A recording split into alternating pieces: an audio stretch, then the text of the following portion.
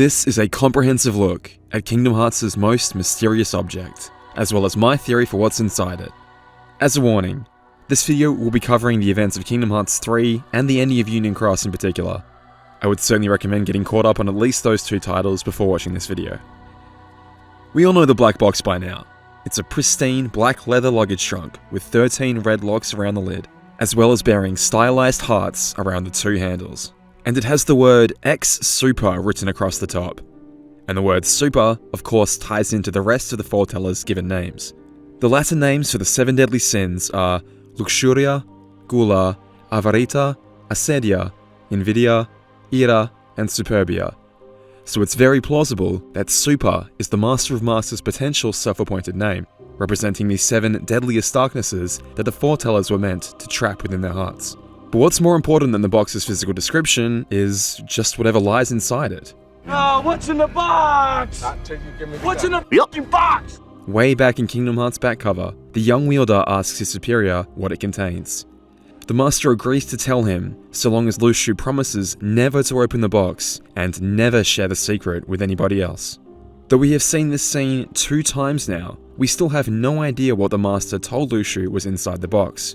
But whatever it was, certainly surprised the young wielder, as did the vague and somewhat ominous promise that eventually Lucha would understand the reasoning behind the box's contents. The box is clearly an important object to the Master of Masters' overall plans. We know this because he instructs Lucha to take not only the box, but also the Master's very own Keyblade with him on his journey, ensuring that both objects will make their way into the future, so that the Master can not only write the Book of Prophecies, but he can also time travel into different points in the future.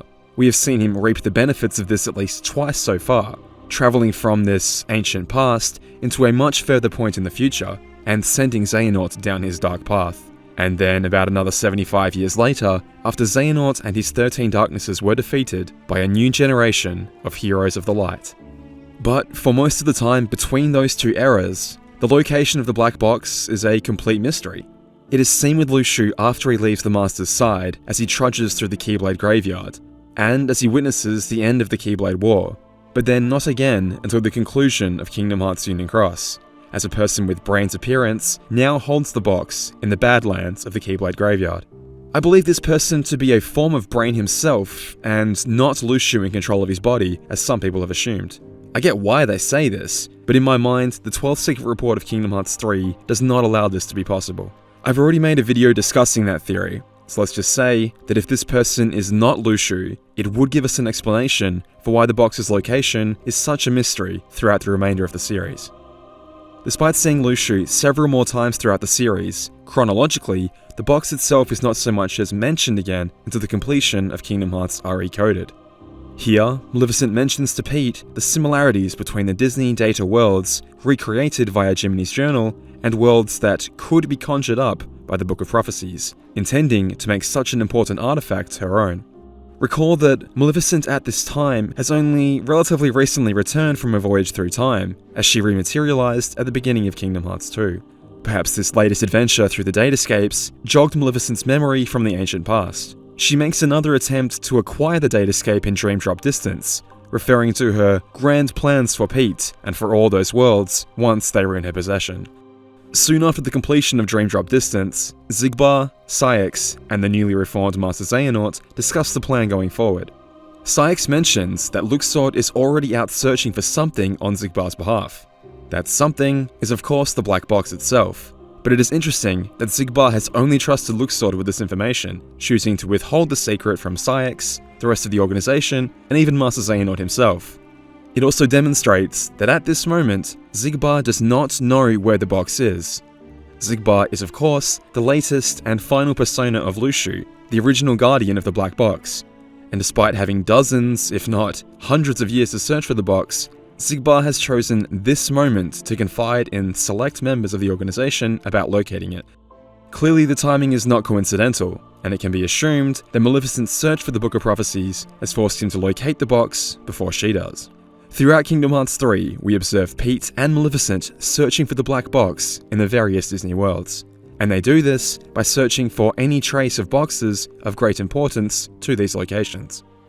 Kingdom Hearts 3 is clearly a very expensive game to produce, Practically every moment is voice acted, and each cutscene lovingly animated, so I truly feel that there are almost no non-Disney cutscenes in this game that don't convey important information about the greater mythos of the series.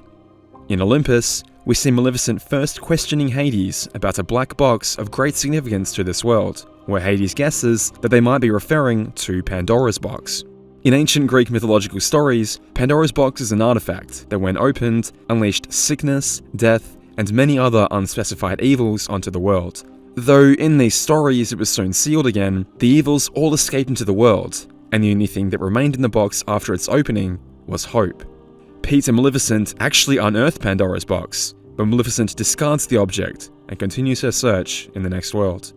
Right before discovering the box, Pete complains to Maleficent, wondering if they can even be sure if the box containing the Book of Prophecies is actually real, and questions if the dingbat in black was pulling Maleficent's leg, to which Maleficent replies that his was the only clue we have.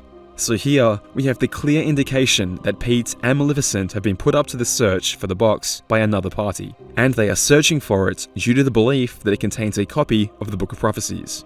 Our only clue about this third party is the description uttered about them in this scene. Apparently, they are a male and draped in black. There are plenty of people that meet this description, especially from Organization 13. However, as previously stated, it seems like most members of Organization 13 don't even know of the box's existence. Outside of Xigbar, the only ones that concretely do know of the box are Luxord and Vexen, and even then, how would either of these men know about the Book of Prophecies? In my mind, the only people that even have the potential to have provided Maleficent with information about the black box containing a Book of Prophecies are the 5 Xehanauts and Vanitas. Now, Vanitas is interesting because, of course, Vanitas is a being predominantly comprised of Ventus's natural darkness and one of the 13 darknesses. Given that it was darkness that introduced Maleficent to the concept of the Book of Prophecies all those years ago, perhaps it has now continued to send her down that path in the current day. Or perhaps it was darkness itself that told Maleficent to search for the box while in Data Daybreak Town all those years ago. Though we have never heard it, darkness must have a voice. Perhaps that voice can be interpreted as male, and I guess it would qualify as being in black. Regardless, the takeaway is that someone has told Maleficent about not only the black box, but is leading her to believe it contains a copy of the Book of Prophecies as well. Whether or not that is true remains to be seen. As Pete and Maleficent give up and walk away, Luxord approaches Xigbar, and though he doesn't know Xigbar's true nature exactly, he is starting to have his doubts about Xigbar's purported identity. Xigbar tries to play into Luxord's inquisitive nature by revealing that, "Look, I don't know what's inside the box, but it's been protected by Keyblade wielders since way back when. Aren't you curious? I heard it contains information that's vital to all Keyblade wielders. Secrets."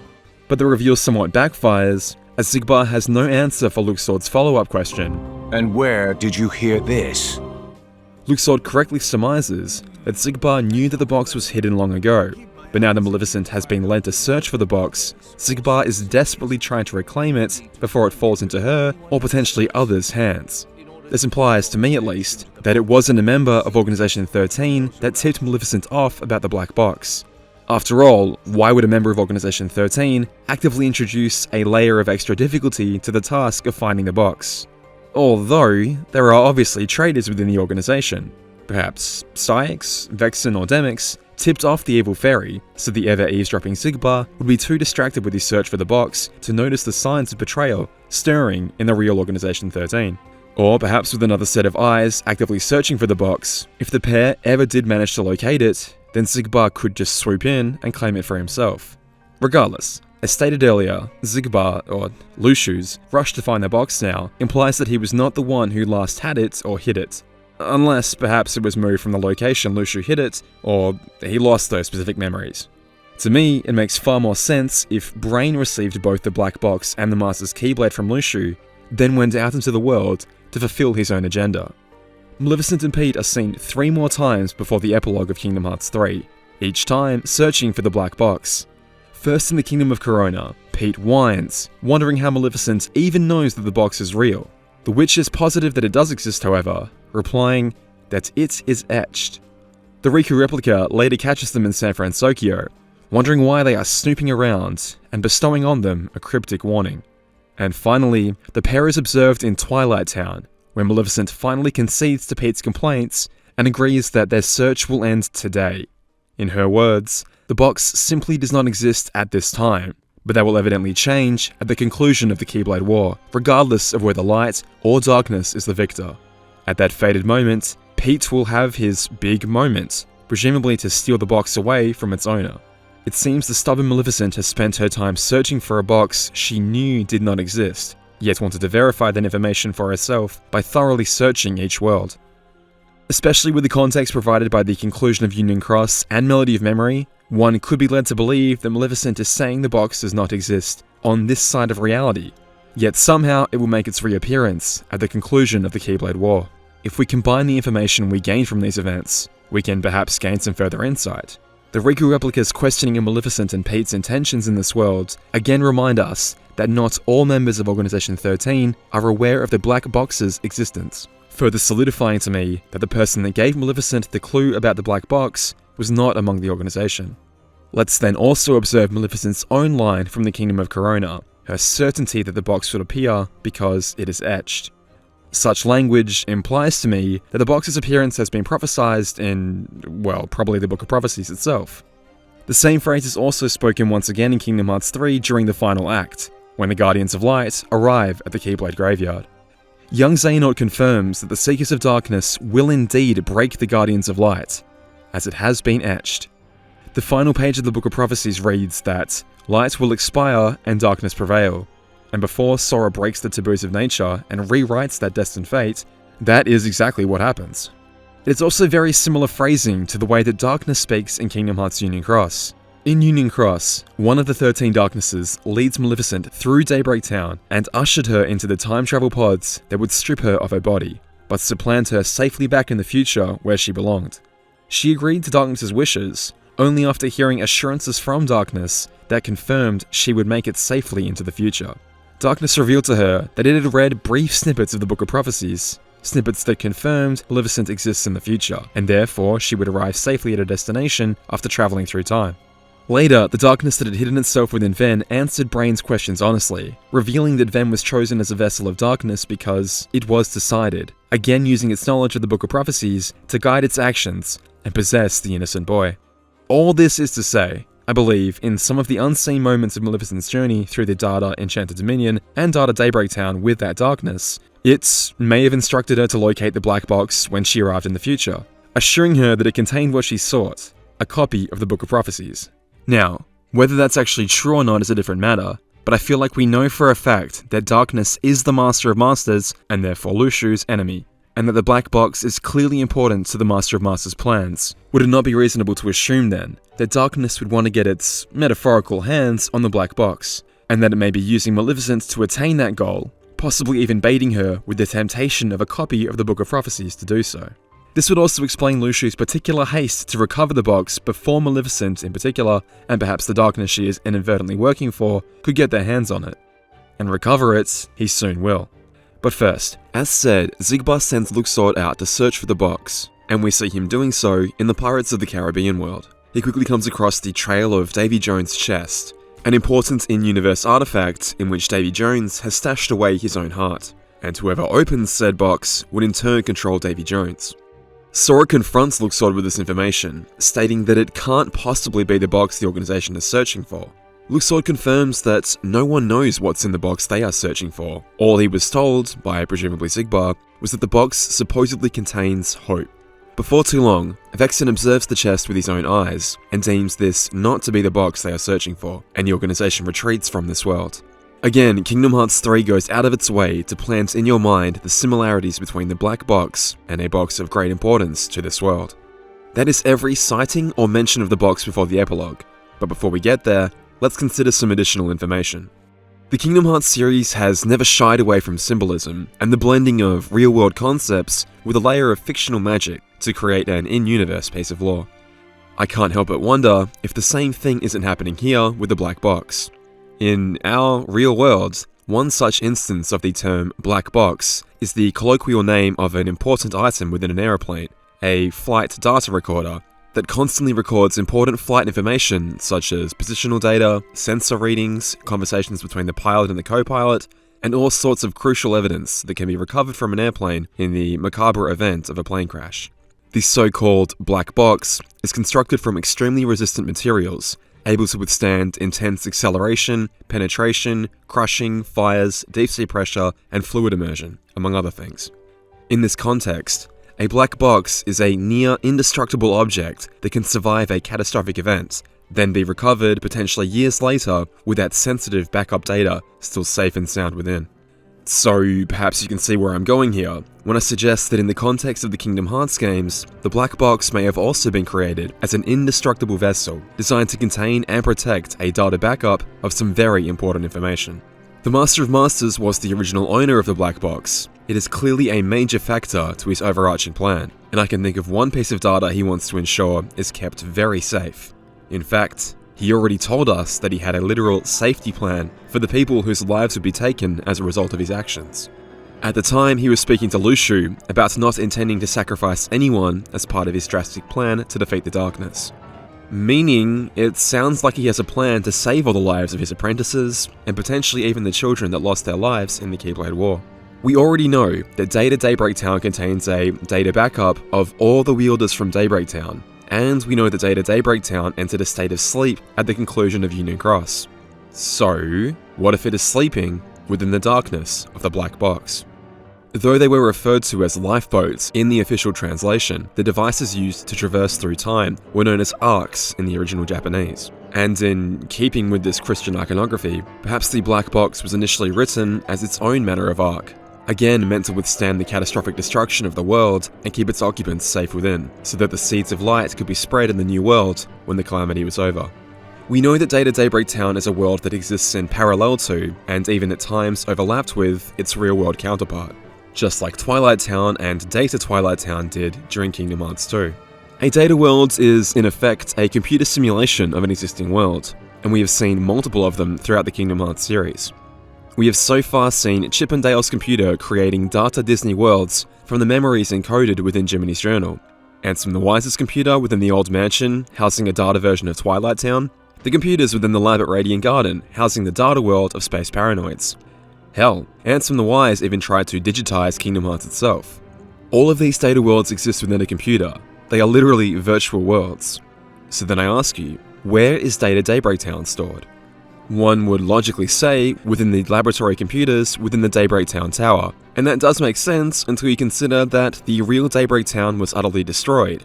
Only mere fragments of the entire town survived, and I sincerely doubt the Master of Masters would have wanted to risk his Data Daybreak Town's safety by leaving it unprotected in the middle of an apocalypse.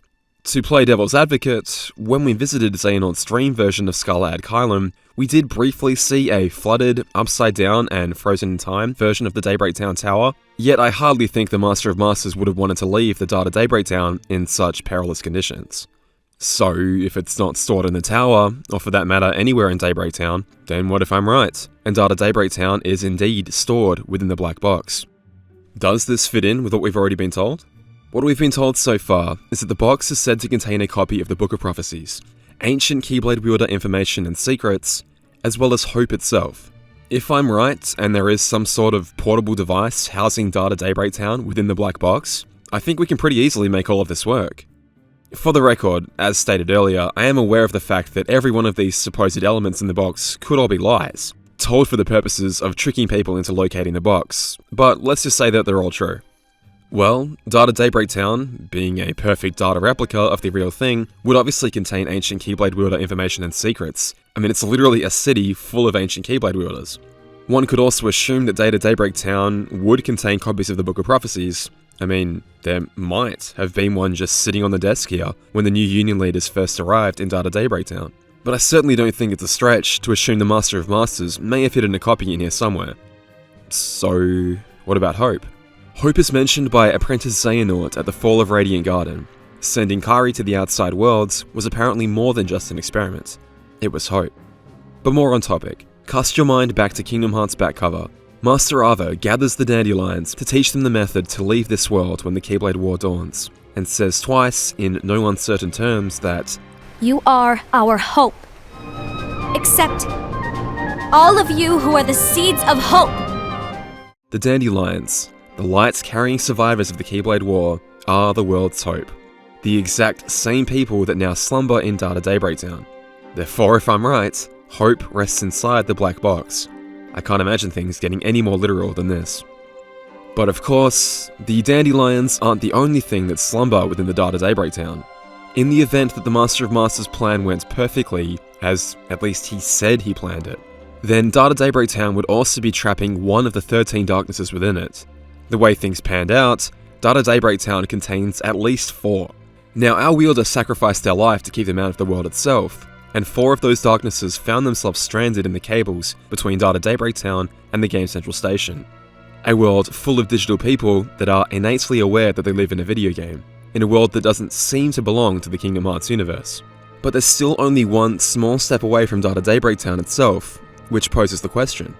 If Data Daybreak Town was awakened, would that unleash the 4 darknesses onto the world? Just as Pandora's box unleashed its own manner of darknesses, in both cases leaving only hope behind. But why would anyone open the black box? Lucha was expressly forbidden to, and even though he was dubbed as a traitor by the Master of Masters, we have no reason to believe that he opened the box. However, we know someone that might have. If Lucha did indeed hand the black box and Keyblade to Brain, then Brain is indeed the last person we saw to possess it. Recall that the last time we saw Brain for certain, before the uncertainty of the post-credits scenes began, Brain was talking to Lucha about his plans for the future. Brain insisted that he would rescue Skuld, Ephema, and the player, then dedicate his life to awakening the remainder of the dandelions from the sleeping Data Daybreak Town. Lucha cryptically said to him, "It's a shame this lifetime is the only one you have," before the camera faded to black. I predicted in my last video that at this moment, Lucha made Brain an offer. Become my apprentice, inherit this Keyblade, and in return, take this black box with you. The black box containing all of Data Daybreak Town, all of the dandelions that you want so desperately to rescue. They'll all be here with you at arm's reach, a constant reminder of your life's work.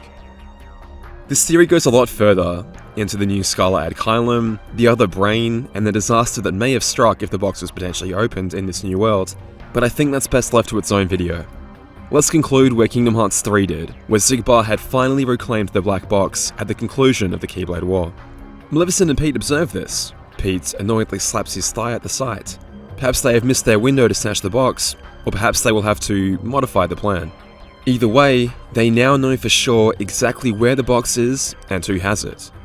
After a game and a half of talking about it, Maleficent might finally be about to make her move. And of course, based on Lucha's writings in the Kingdom Hearts 3 secret reports, everything is now in place for the Master of Masters' grand return. As Lucha stands beside it, and his comrades from all those years ago materialize around him, the black box itself is now caked in the red dirt of the Keyblade graveyard. Seeing the box now, it's aesthetically a far cry from the slick black leather case it once was. Age has definitely degraded its appearance a little bit, but the presence of the sand built up around the ridges almost implies to me that the box was buried. So, how did Lucha get the box? Again, if Maleficent was to be believed earlier, the box simply did not exist in this world prior to the Keyblade War. I'm going to pursue that theory further in the next video, but what if the solution really is this simple? I mentioned earlier the idea that the box was symbolically represented by Pandora's box, but that's not the only symbolic mentioning of a black box in Kingdom Hearts 3. Luxord and Vexen are also on the trail of a pirate's chest, and where, oh where, do pirates leave their buried treasure? Well, famously, they mark an X on a treasure map to signify the location of a buried chest for later recovery. Can you think of any X's in the Keyblade graveyard where the box may have been buried for thousands of years? I sure can. In fact, it's the exact literal location that we see Lucha and the box, the crossroads in the Keyblade graveyard, where so many important moments in the series have happened. Maybe in this case, it really is this simple. A giant X marks the spot where the black box has been buried for all these years. And now, Lucha has it back. The Keyblade War is over, the darkness has been felled, and the way has been paved for the Foretellers and the Master of Masters to finally return. It seems the Master was telling the truth. The Foretellers have returned to this world, meaning the Master did provide some form of backup for them. If I'm right, he also provided a method to recover all the dandelions and combatants in the Keyblade War as well, right there. My theory is that Data Daybreak Town is in the black box. So yeah, that's the theory. Let me know what you think of this idea and if you agree or disagree. Between the comparisons to Pandora's box and potentially a pirate's chest, the idea that hope lies within the box, and that we've literally been told the dandelions represent hope, I just really get the feeling that this is one of the more straightforward mysteries in the Kingdom Hearts series right now, which ironically probably means that it's all wrong. I've tried to list out all the available information here so that you can draw your own conclusions, and I'm very much interested in hearing what you all have to say. I hope to have another part of this video out soon, teasing out the idea that the box may have disappeared into the alternate world, and hopefully I'll have it out before the finale of Dark Road comes out and proves us all wrong. Apologies for taking about a month off from uploading YouTube videos. If you see that happening, that usually means that I'm streaming a lot more. I only have so much free time and I have to split it basically between streaming and creating videos, so be sure to follow me on Twitch if you like this kind of content, and I will very, very easily get distracted if you want to talk Kingdom Hearts theory, so come have a chat with me over there. But yeah, thanks so much guys, take care everyone, and I hope to talk to you all soon. Bye bye.